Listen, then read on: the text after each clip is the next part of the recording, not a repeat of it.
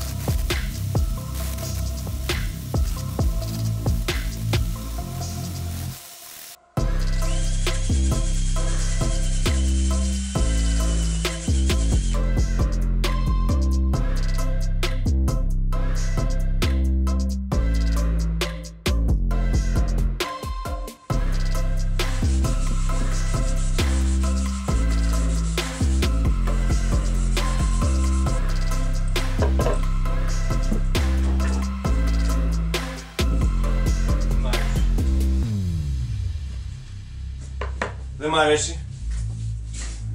Είπα δεν μ' αρέσει. Δεν με ενδιαφέρει.